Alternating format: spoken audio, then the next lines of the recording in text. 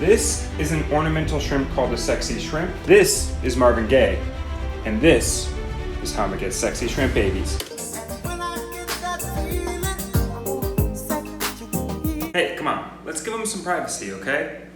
So the plan seems simple, right? Just take some of these shrimp, raise the babies. Super easy. I mean, people raise cherry shrimp on accident. So it's probably gonna be super simple, right? Wrong.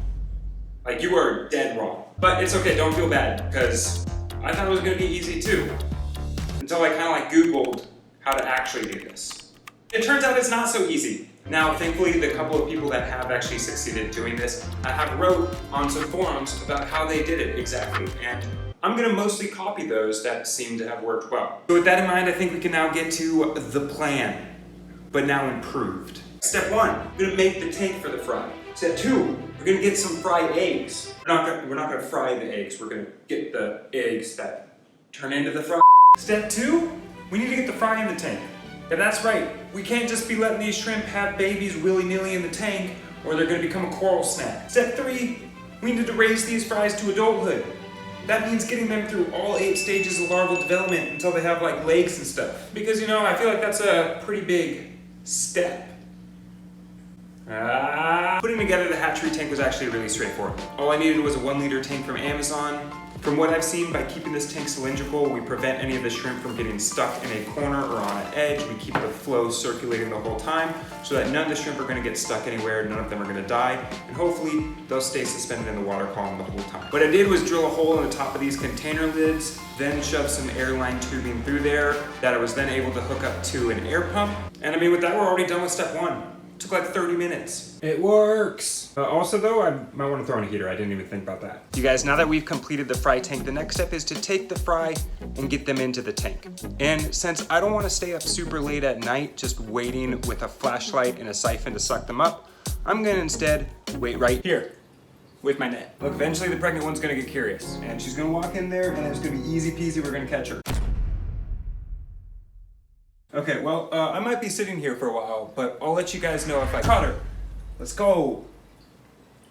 Let's go. All right, now we just gotta get her into the fry tank. I'm just glad we got her in there though, you guys, because my goodness, that took shrimply too long.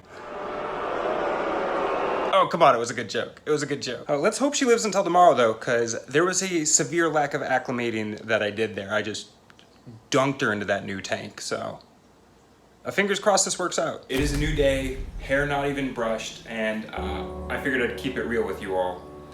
I know I told you I would show you guys my fails. Last night I know I mentioned that I completely failed to acclimate my shrimp as I put her in the fry tank, and it turns out that that didn't even matter at all because we got some baby. Let's freaking go. Yo, check it out, check it out, that's so cool. Yo, there's gotta be like 100, maybe 200, 37? There's at least 37 in there. I'm gonna name this one Frankie. This one here. Now, first things first, let's take care of this mother and get her out of the jar now that she's hatched her eggs. Okay, I really should brush my hair. This is ridiculous. So from here, it should take roughly 19 to 28 days for these fry to turn into some juvenile sexy shrimp, which is basically just like the small version of their parents. But this is where I did make a mistake. I didn't make any food for them. Now, this is where people that are much smarter than myself have found that these shrimp fry will actually eat baby brine shrimp, specifically the yolk sac on freshly hatched baby brine shrimp, which if I'm being honest, sort of sounds like cannibalism. Actually, are baby brine shrimp even shrimp? Oh, what the heck? They're not even actual shrimp. I feel like I've been lied to. I mean, they were eating something, because by day 14, Frankie was looking thick. Now, to keep these shrimp alive, not only did I have to feed them every day, but I also needed to change like 1/4 to half of their water every single day. Oh yeah, that smells like death. I actually developed a little bit of a process for doing this. See, I would suck everything up with this turkey baster, and then afterwards I would put everything in a Tupperware, and from there I would actually use a pipette to just suck up the little shrimp that I had accidentally sucked up, put them back in their home, and they all ended up actually surviving that. It was pretty impressive. And those water changes brought us all the way to day 21. Time to do another water change.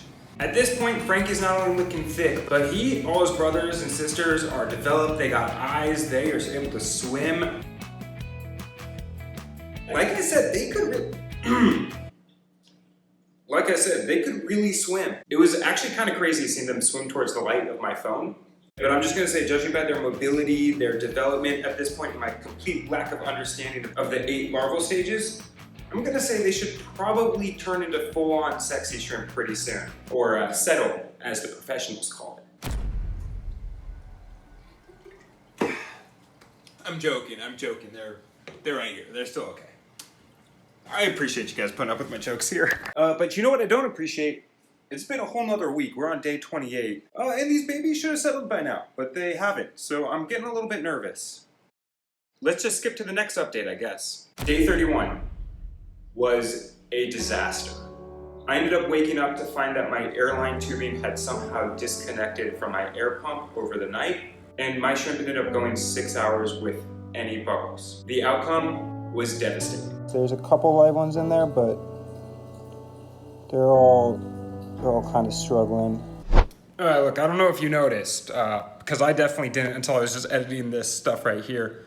That's a full-on sexy shrimp right there. Like, legs and all. That guy is settled, and I didn't even realize it. So yeah, I'm shocked I didn't notice him until just now, but I have no idea what happened to him. So let's get back to me being sad. So we just had a completely avoidable extinction event. I lost 38 baby shrimp right there. I counted them all, 38. Those all could have been baby shrimp, and I let them die. So it just goes to show you how delicate they are and how you could lose everything in just less than a day. Thank God there were still about 20 that were still alive. I was able to recover them, get them back in the tank with some bubbles. But we almost lost everything on day 31 too. And I'm glad we didn't lose everything, otherwise I probably would have cried. From there were really no more updates until day 34. And check this out, you guys. I finally woke up to something good with this tank. There's been a little bit of a change, and I'll bet you can guess what that is. Look at this guy right here. I mean, I don't know about you, but to me, that looks like a little baby sexy shrimp. Oh, it's so adorable. It's a splitting image of its mother. Or father. They kind of look the same, actually. I mean, we did it. That's a success. We did it. I'm just like trying to take it in for a moment. It's actually so cool. We just raised some sexy shrimp from fry on our first try. I did not think we were going to be able to do that. What can I say? I'm just really good. First try, no big deal. No big deal. But you guys, that brings us to the end of our journey here. We took sexy shrimp eggs and we were able to turn them into completely settled sexy shrimp juveniles. But before we call it a day, there's one more thing that we need to do, which is to build our grow-out tank and move our shrimp to that. I mean, the grow-out tank's just the same thing. It's just rectangular with a little rock in it.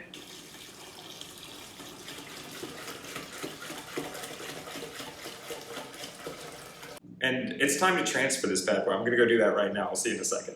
Here he is, you guys. This is one of the 8 sexy shrimp that ended up settling. He's gonna look like a speck inside this 2.5 gallon tank here. Look, just so you can appreciate how small these guys are, that's my finger. And oh my God, take a look at this juvenile sexy shrimp showing off on the rock here. Wait, stop looking. It's a juvenile. I'm joking. It's actually so adorable. And looking at this baby sexy shrimp, doing a little bit of exploration, wagging its tail. Do you call this wagging? Do you call that wagging? Regardless, looking at this baby makes all of those water changes, all of those feedings, just absolutely worth it. And all I can think to say is that this process was just shrimply beautiful. Oh, come on, I like that joke. Hey, but you know what isn't a joke? That subscribe button. You should hit it.